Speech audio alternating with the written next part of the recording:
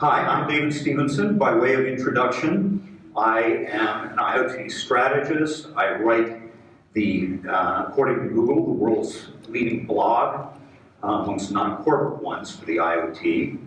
And I'm a consultant on IoT strategies, particularly with an emphasis, as you'll be seeing today, on management changes, which I think are absolutely profound and will change everything about the way we do business with, as a result of the IoT. And I'm starting work on a book about IoT strategy. So pre-order right now.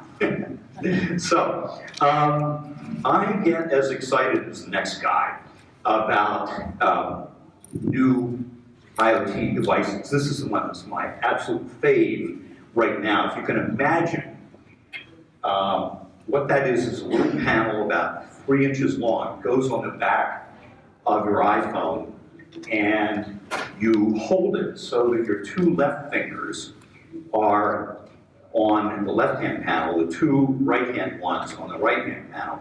Does anybody have a clue about what you get from that? Any idea at all? You're close. You're in the range there. It is an FDA approved. That's critical because it's so accurate.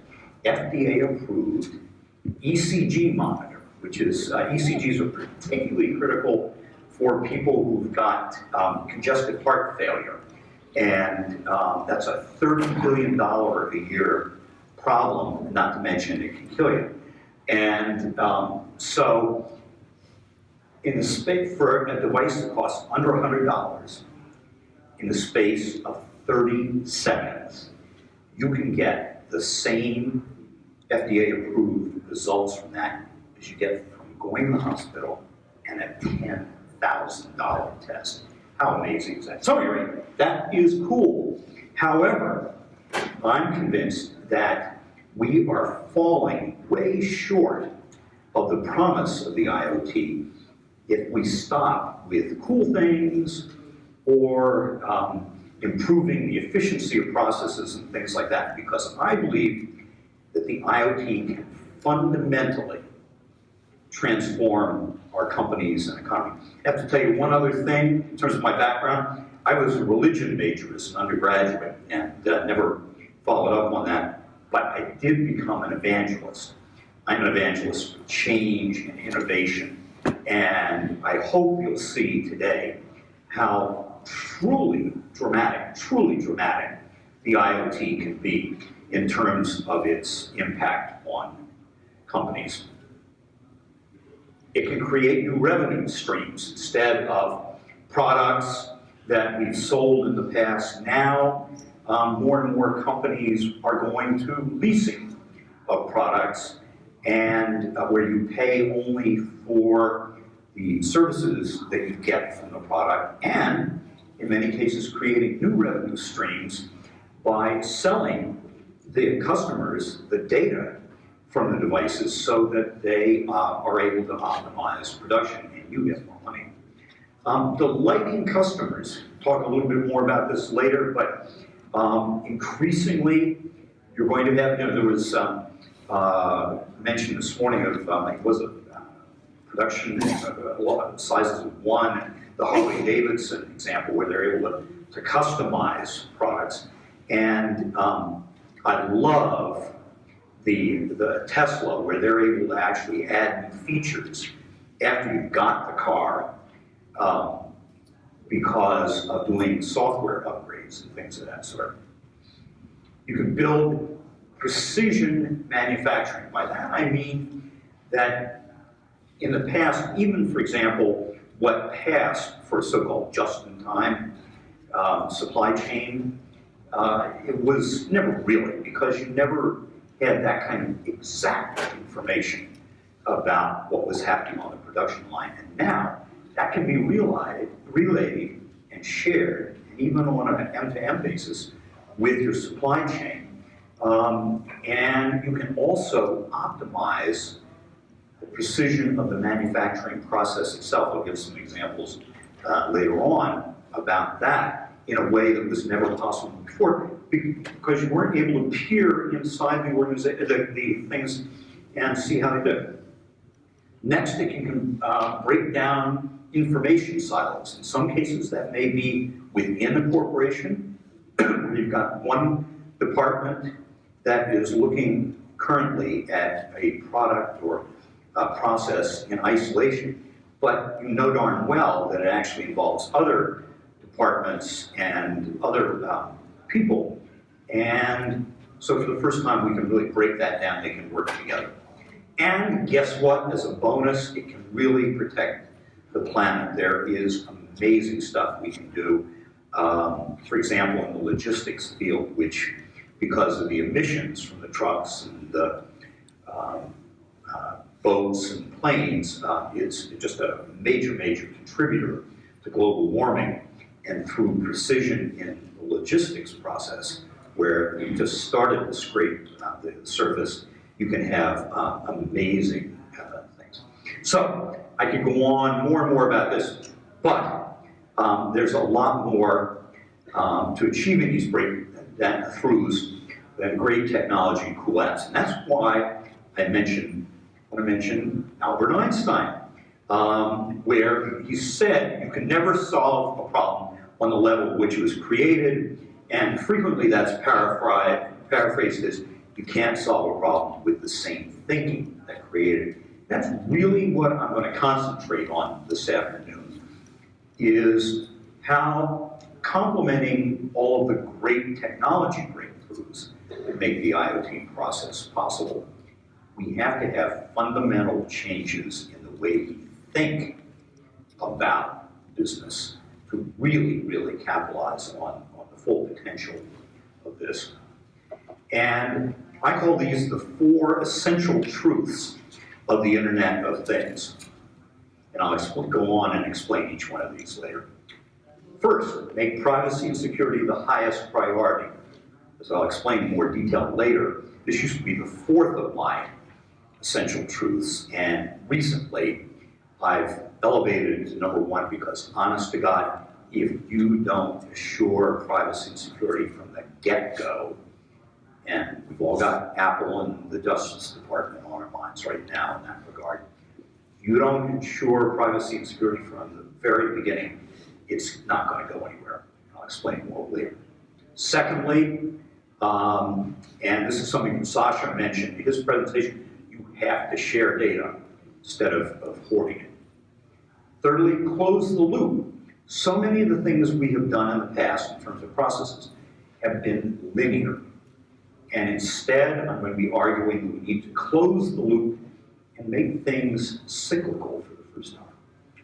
And redesign, or actually, one of the funny things about working with the people who put on these conferences for SAP is they're absolutely flexible about meeting deadlines. And so I tried to change this, and I couldn't because they had to have it ready way in advance. So anyway, rather than redesign products, rethink products, okay? Which may involve redesign, may also involve differences in the way we approach those.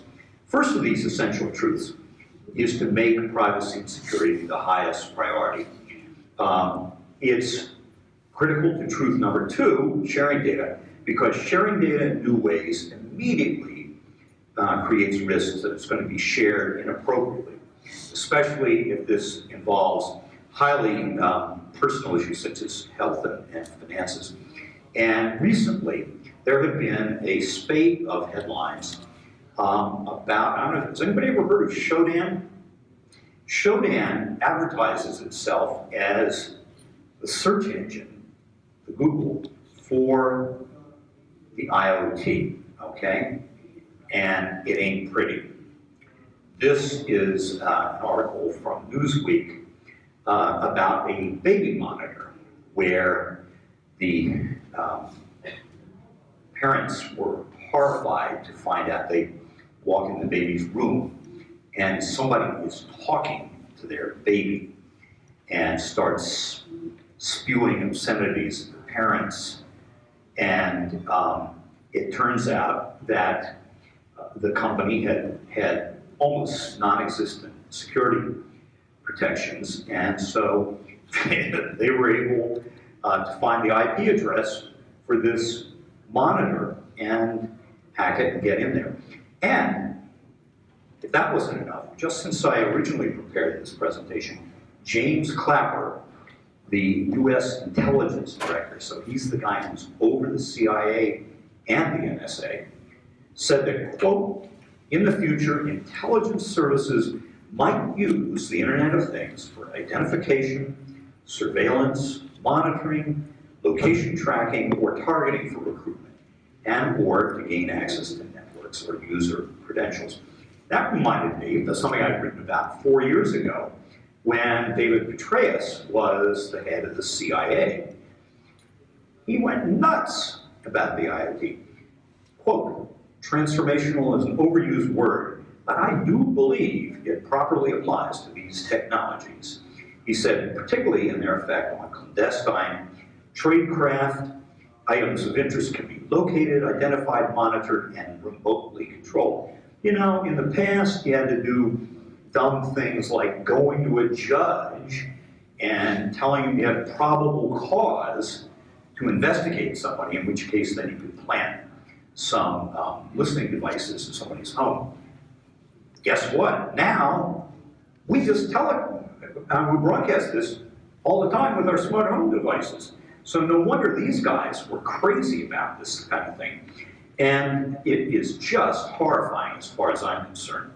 So this is an issue that I actually know more about than probably many people in the IoT field, because I used to work as a corporate crisis manager when Fortune 50 companies that shall remain anonymous had done amazingly dumb things.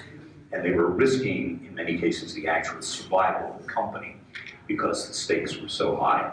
And I'd get called in to try to come up with some way for them to save face.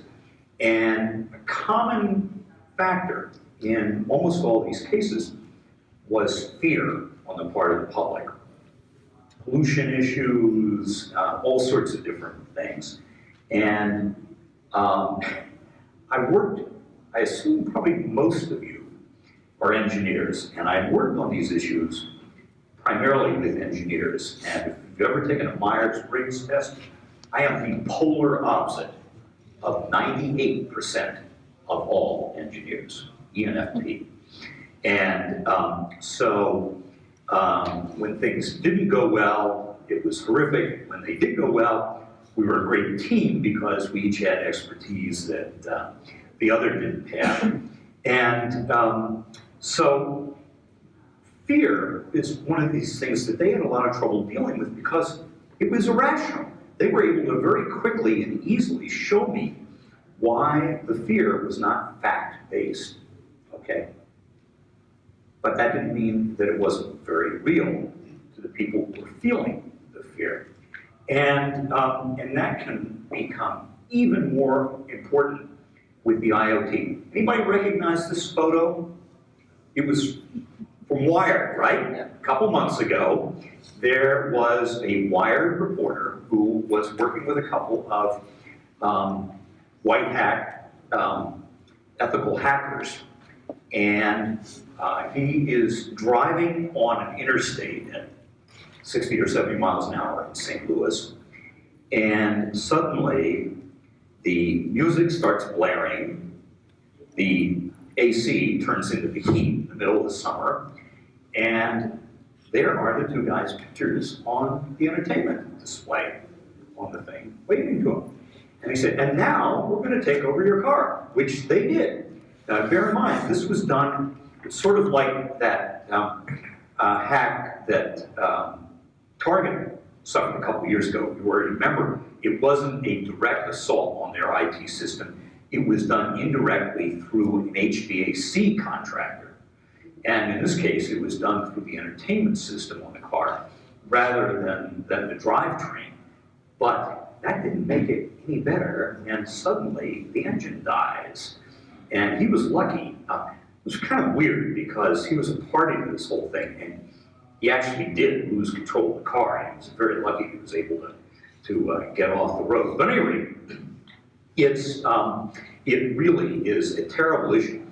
And this reminds me of a speech I was giving a couple years ago at the Wearable Plus Things conference in DC, when somebody asked a couple of very nice young developers who were doing some wearables what they were doing in terms of privacy protections. And they very cheerfully said, oh, we're just a startup. We're going to get the technology down pat, and then we're going to work on the privacy and security.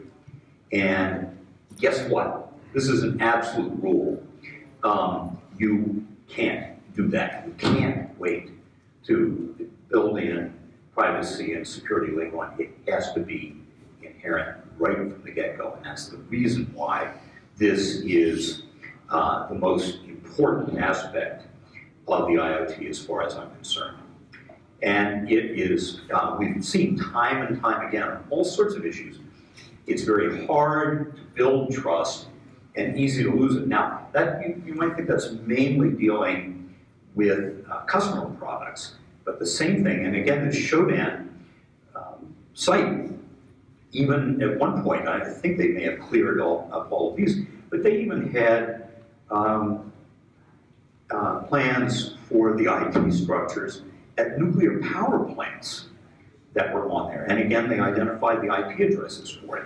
And with 80% of the critical infrastructure in the US, including things like nukes, in private hands, that can be a huge, huge issue. So it can't be underestimated. And it's really, really hard to build trust in something like this, and really, really easy to lose it. So what I would urge you, and then this is the last thing about the negatives, okay? From here on out, it's going to be the positive stuff. But I would urge you to do what has been referred to as privacy by design, okay? As Julio Carajo puts it, quote, the principle of data protection by design requires data protection to be embedded within the entire life cycle of the technology, from the very early design stage right through to its ultimate deployment, use, and final disposal. This should also include the responsibility for the products and services used by the controller or processor. And again, if you don't do it, you lose the public trust in it. If you do, and it's a never-ending process, because obviously the hackers are going to come up with new techniques. And of course, one of the things that's really vulnerable when it comes to the IoT is that there's a real drive to bring down the price of sensors and to install ones that can be used for a long time, which is, when you think about it, sort of a recipe for disaster unless you are constantly upgrading your protections. So, and also individual efforts in this case are not enough. We really need more industry-wide collaboration, such as the IoT Trustworthy Working Group, and others that are working together collaboratively to create new policies and procedures. Also, the FTC, a couple years ago, did a very interesting open workshop where they invited involvement by industry on how to design IoT protections that would also be, that would not inhibit technological development. If you have prescriptive ones that can be met only through a given technique, it really does inhibit transformation and growth. And so they went out of their way to solicit ideas on how you could do it that would be technology neutral. And so that's a really important aspect of this.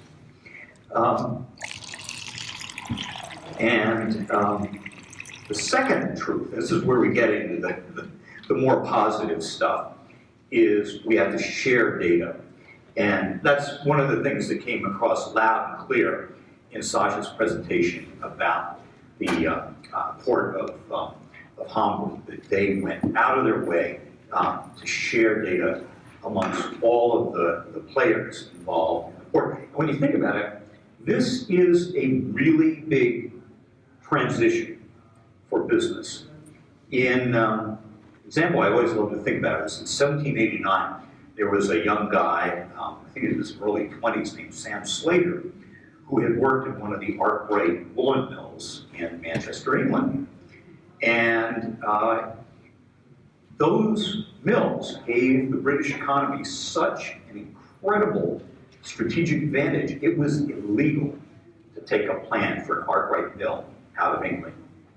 But when young Sam is standing there on the dock, getting ready to go to the US, nobody knew, you know, he had these small bags in his hand. He had the plans for the mill memorized in his mind. So Sam comes to Pawtucket, Rhode Island, creates the first woolen mill in the US, and was regarded as the father of the Industrial Revolution in the US. And, but this whole mentality of hoarding data remained in place for a long time. I'm from Massachusetts, and as recently as the 1980s, we had this wonderful thing called the Massachusetts Miracle, where we had all of these mini computer companies, not one of which exists anymore, that all had this brilliant idea, which is we'll design a proprietary operating system, and it's going to make our customers totally dependent on us because it's proprietary. Well, it worked for a little while, and then we had open systems, and it didn't work anymore. And so it's been an amazing transformation now. But a lot of that mentality still exists. That, you know, for the longest time, if you had data that I didn't have, you were a winner and I was a loser. And it's very hard to get away from that. And actually, I was talking to Sasha after his presentation, and he said that, you know, as far as I was concerned, if you were in the logistics field in the Hamburg area, you'd be nuts to not be jumping on this stuff right now and really capitalizing on it. He said, no, that a lot of them really are hanging back. I have a friend who is president of a major US logistics company.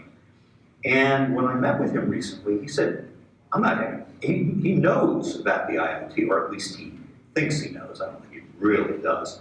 He said, I'm holding back on this stuff. I'm not doing anything with it. And reminds me of John Chambers, the former CEO of Cisco, who was gave a speech a couple months ago, where he looked around the room and he said, guess what? If you guys don't get with the IoT quickly, only about 40% of you will still exist in a meaningful way in 10 years. Pretty darn scary as far as I'm concerned. But people are really having a hard time making that shift from that old kind of mentality. So in the past, when you think about it, say for example in an industrial setting, it was really, really hard to collect or share data about what was actually happening on the assembly line. At most, what you might have would be some low-level functionary would be delegated to walk around the plant with a clipboard in his hand and write down the readings on a scheduled basis for the relatively few gauges, because that's basically all they had, on the manufacturing equipment. Well, what about all the time between the readings when nobody was observing it, okay? And what about if his supervisor didn't actually read these reports? What happened? So hard to get the data, and if it was something like metal fatigue that could really have catastrophic effects, you only know about it when it actually broke down. It was also really hard to share that data. You know, initially paper-based, but even when we had the advent of the internet, it still was somewhat hard to share data. And as a result of this kind of thing, we ended up with what was sort of a logical coping mechanism, which was, this one's for the Manhattan Project, but we got these incredibly complex, hierarchical, organizational charts. And we also had a lot of linear processes, which were really the best thing we could do under the circumstances in order to cope with the lack of information and the difficulty in sharing it. But we've seen increasingly how that just doesn't really work. So instead, and this is the one thing that I hope you take away from this talk, as far as I'm concerned, the most profound and potentially far-ranging aspect of the Internet of Things is that for the first time ever, everyone who needs real-time data to do their jobs more efficiently and or to make better decisions can now share that data instantly. I can't emphasize that enough. Real-time data shared instantly. And it's something that I think it's going to take a lot of time for us to grasp how that affects organizations and what it's going to change, it require in order to capitalize on it. I would argue that instead of the old need to know criterion for sharing information, that now the presumption should be on the part of management that, and after all, think of it, management in the past were always the gatekeepers with the information. They decided what information you were going to get and when you were going to get it. If they were wrong about that, there's nothing that can be done because they were the ones who called the shots. So now, we've got to make a radical transformation where the presumption has to be that you should get all the information you need, and it actually is now incumbent on management to come up with logical reasons to restrict your flow of access. So the burden is on them to restrict it rather than on sharing it now. And what this is going to do is create ground truth to everybody involved. So instead of, for example, having to infer about the status of equipment or products in the field or anything like that, everybody's going to have that simultaneous access to it. And decisions and strategy are now going to be fact-based. And perhaps the most obvious benefit of sharing IoT data is in the field of consumer products. Anybody use IFT? Anybody know about it? Bingo, okay. I spent my Christmas holiday with my wife and son in Hong Kong, and just to show that I could do it, I turned on the lights in my house and then turned them off again from Hong Kong. I thought that was so amazingly cool. IFT is this really great site where it empowers people with no programming experience to create really cool, what they call recipes. In fact, they're algorithms, but they call them recipes, to control all sorts of IoT devices. And the big company that was really in the forefront with this was Philips. Even actually before IFT was created, Philips made a corporate decision to release their data. As a systems architect named Giorgiani said, this was regarding their APIs. We actually want to help and grow and encourage this community. This was a bunch of hackers, basically, at that point, and give them tools and proper documentation. Also, we want to give them commitment that this is the API, and we're going to support it, and it won't change overnight, end quote. And so they put it out there. The Philips Hue lights, anybody seen those? They are, yep, no kidding, not exaggerating. You can create 16 million different light combinations with a Hue bulb, 16 million. And you wouldn't believe, if you subscribe to the Hue track on it, how many amazing, some of them silly, and sometimes more substantive ones. Like there's one where you can create a grand entrance in your home. Your lights do all sorts of special effects as you enter the home. And now also for example, with the Apple HomeKit, all you have to do is say, hey Siri, it's time for bed. The hue lights go down, the Schlage deadbolt on your front door locks, and your Ecobee thermostat goes down simply by speaking that command. So, one of the things that's really revolutionary, again, this is on the consumer standpoint, but the same thing is true on a corporate basis as well, particularly as you have more and more players involved. That it's like Metcalfe's law with Ethernet, that the more participants you have sharing the data, the more valuable it becomes to each individual company. That's sort of counterintuitive. You know, in the past, again, you'd think it would be by hoarding the information. It's not. So sharing data is a key contribution of the IoT to corporate organization and efficiency in ways that were really impossible beforehand. Okay, think what a transformation is possible now that various departments whose work necessarily also affects and or depends on several other ones, such as, for example, the product design department and the marketing department, can now simultaneously, and again, that's going back to that key point I made before, you have simultaneous real-time access to the data. They can simultaneously study the implications of that real-time data about, for example, how the products are actually being used in the field. And that was, you know, again, total mystery in the past. Now it isn't. So the potential to examine the same data simultaneously, and even better, make collaborative decisions, can lead to fundamentally better decisions and more efficient operations, because each department brings different skills, interests, and insights to the mix. It's really sort of almost a mystical kind of thing.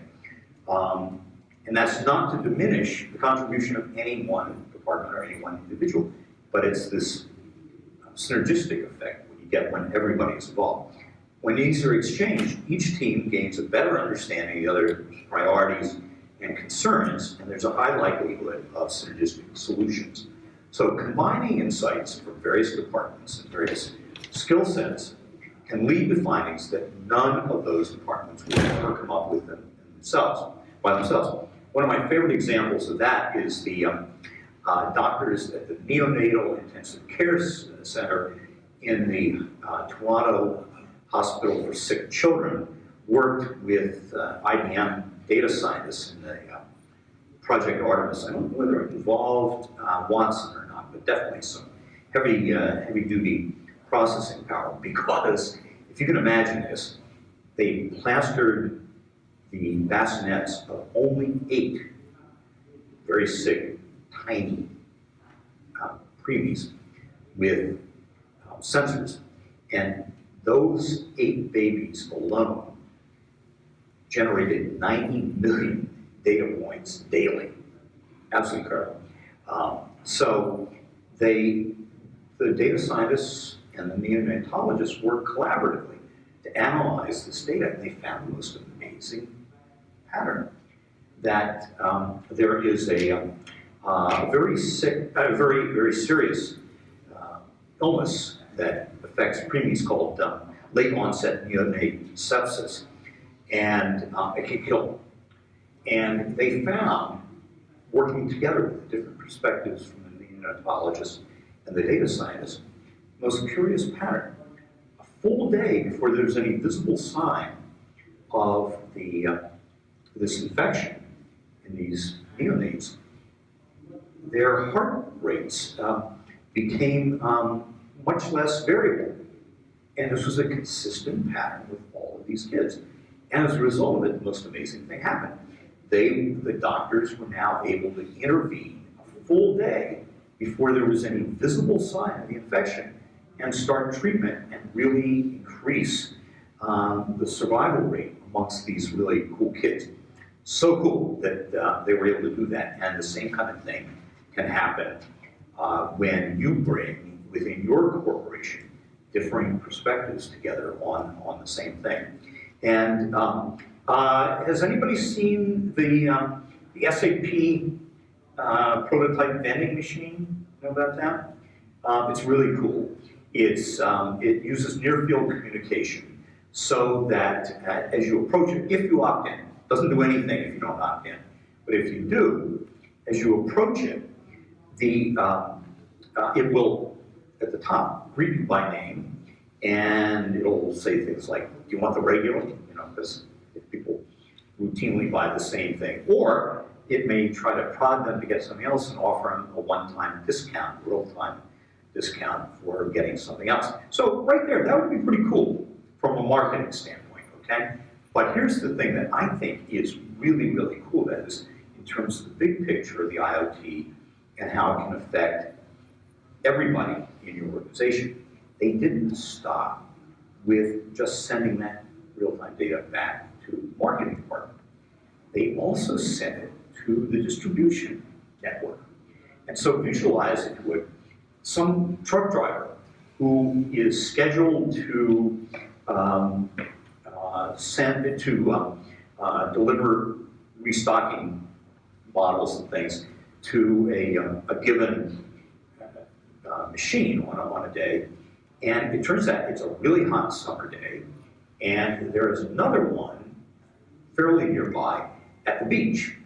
And the same time, that exact same data that was being furnished to the marketing department is furnished to these guys as well. And on an end-to-end basis, without any intervention by a human being, suddenly the driver sees a change on her route, and she's being headed to this other one to restock that one.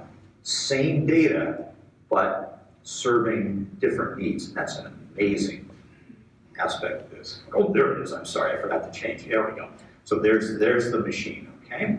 Now, the same thing can be true with assembly lines, okay?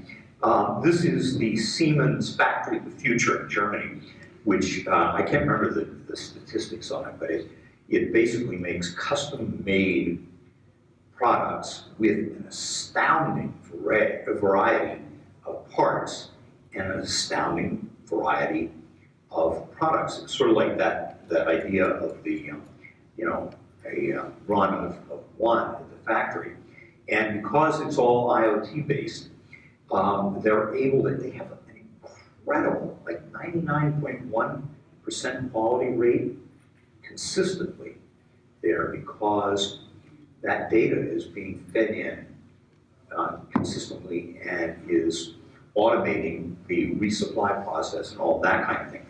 And one of the things I think actually can happen as a result of this would be really nice is that, I hate the term, but reshoring of jobs, if you've heard of that, I'm convinced that real cyclical IoT processes that involve your suppliers and your distribution network on a real-time basis could really lead to reshoring of jobs, because when you think of it, doesn't the fact that you are automatically resupplied with exactly what you need, exactly when you need it for the assembly line, doesn't that, I was going to say trump, but I don't use that word,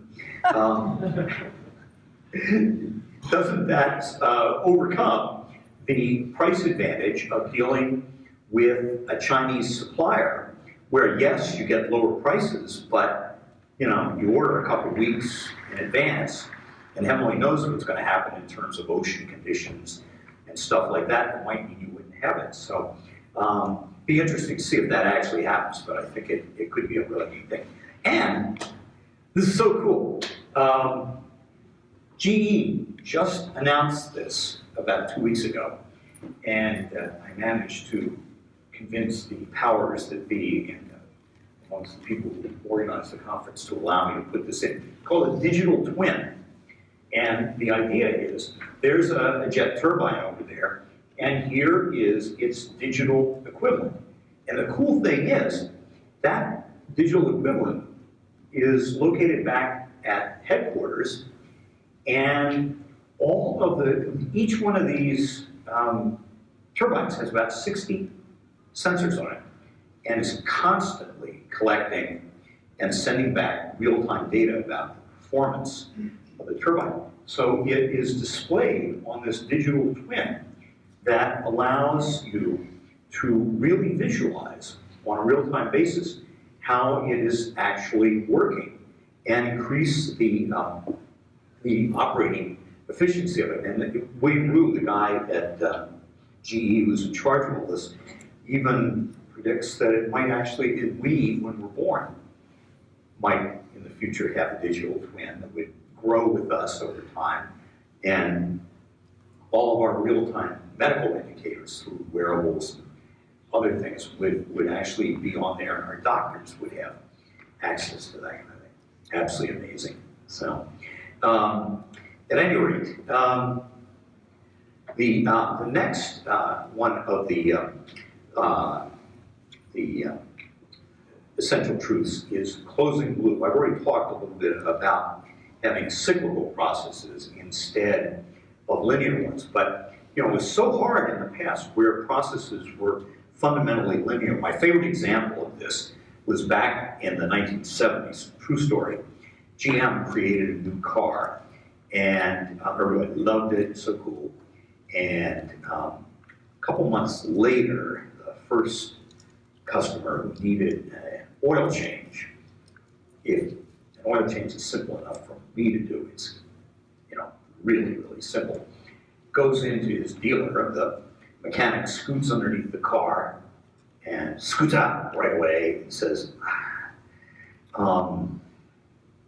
quite sure how to say this, but changing the oil is going to require dropping the entire engine. So a $20 or $30, routine thing becomes a several $100 major deal with, fraught with difficulties. And the problem was, they had all these brilliant designers doing the thing, but they didn't have a mechanic at the table during the whole process.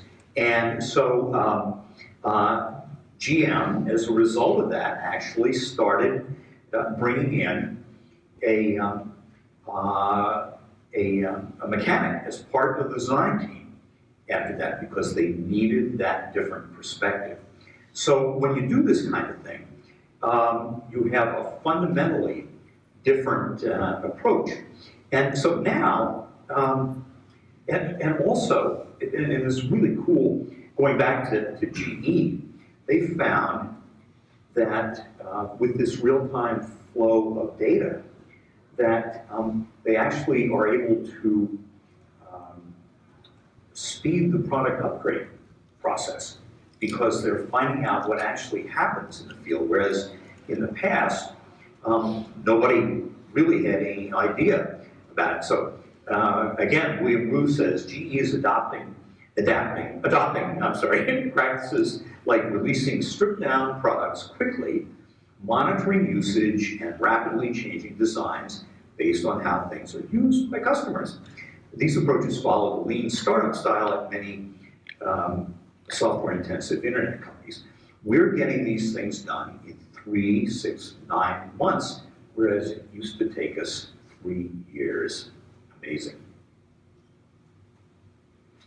So you also get a lot of accountability that you didn't have in the past.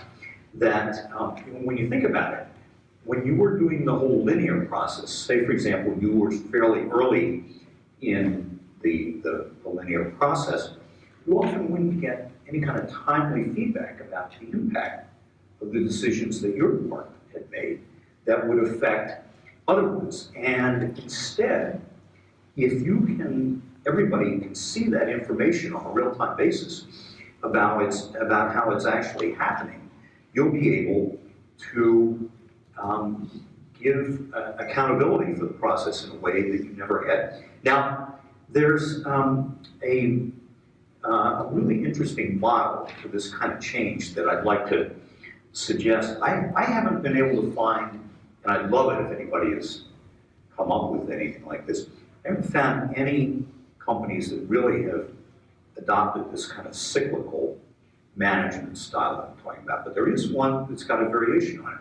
Anybody recognize that? That is the sort of ad hoc representation of the management style of W.L. Gore, Vortex, which right from its beginning in 1958 had what they call a lattice style of management. And according to their current CEO, Terry Kelly, some of the most impactful decisions at Gore are made by small teams within any team. And again, remember what I was saying about sharing this data between different departments simultaneously. Within any team, you'll find people with very different perspectives. They don't all think alike. And we encourage this. We encourage teams to take a lot of time to come together, to build trust, build relationships, because we know if you throw them into a room and they don't have a foundation of trust, it'll be chaotic. Political people feel as if they're being personally attacked. We invest a lot in making our teams effective, so when they have these great debates, where a scientist, for example, doesn't agree with a sales associate, or manufacturing doesn't agree with a product specialist. And again, remember, think how different the perspectives of those different functions would be, and yet they bring them together. The debate happens in an environment where everyone's looking for a better solution versus I win, you lose. Okay? The circular data flow, as I mentioned before, also means that everyone gets valuable feedback on the consequences of their action and how things really work. And the fourth and final IoT essential truth is we must, again, change the wording of this, we must rethink products.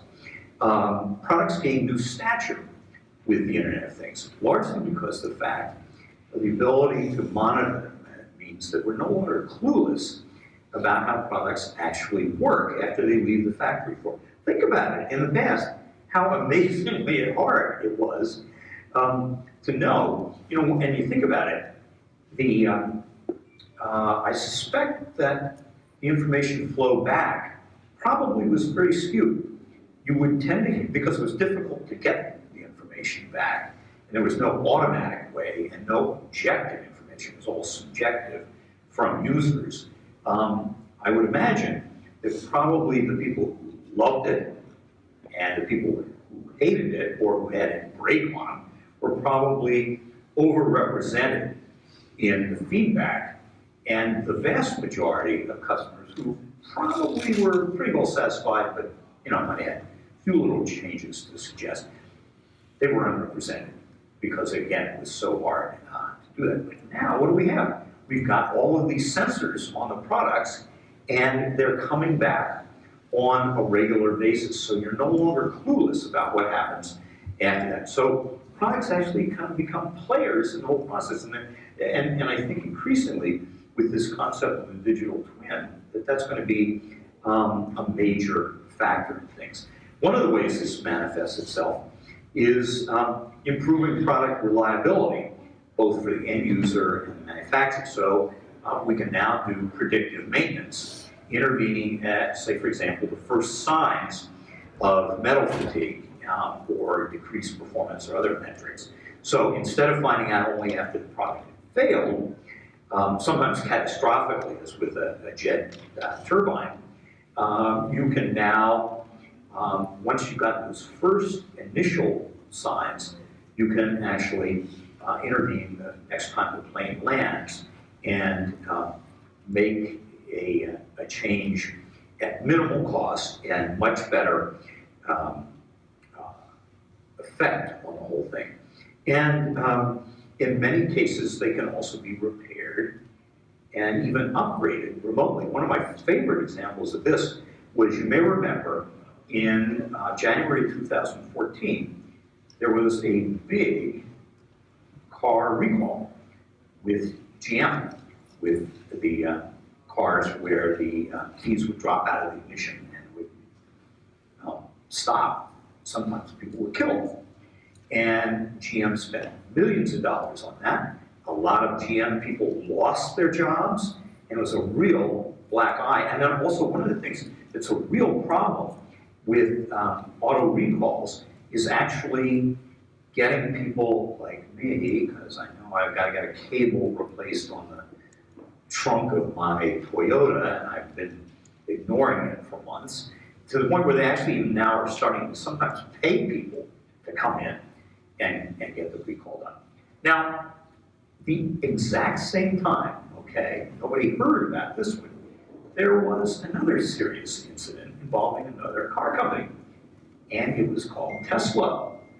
And the Tesla suspensions at that point had a problem where, under some circumstances, I guess the body might rub against the frame, and conceivably that might even cause a fire. So it was a big issue, right? And the reason why you never heard about the Tesla one was a couple weeks later, when all of the Tesla owners are nestled in their beds, asleep, a software patch goes out to the cars, and the next morning when they drive off to work, every single Tesla in the world had the problem eliminated through the software patch. How cool was that? Think of the contrast between those two companies and their experience with this kind of thing. And also, in some cases, believe it or not, and this is where the customer delight kind of thing comes in, customers can play a role in design. How many different shoes are up there? Any guesses? One. Yep. There is, e-ink, the material that's used in the Kindle displays. There is an e-ink insert in there. This is a Lithuanian startup shoe company, and it's so amazing. A woman who buys these shoes gets an app, and she gets bored with her current shoe pattern. She just clicks another one, and suddenly it's a totally different pair of shoes. How amazing is that? And as a result of this transformation, also, products are becoming services. Both GE and Rolls-Royce, with their jet turbines, are making this transition. Rolls-Royce's turbine sales for their turbines have gone down pretty dramatically in recent years, and they don't really care. They've instituted this thing called corporate care or total care, and now what happens is that instead of selling jet turbines, they sell thrust. So the customer loves this because they're only paying when the turbine is in the air and generating thrust, okay? And Rolls now has a very valuable tool with the data coming back to do predictive maintenance so that they are able to keep them generating thrust a lot longer and at a lot lower cost than they had before.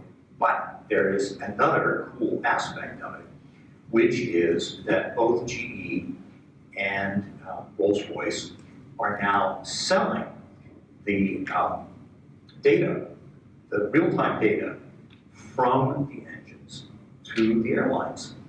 And the smart airlines are taking this data, and again, remember, it's real-time data, and they are combining it with weather patterns and fuel issues and things like that in order to optimize performance and cut fuel costs while they're in the air.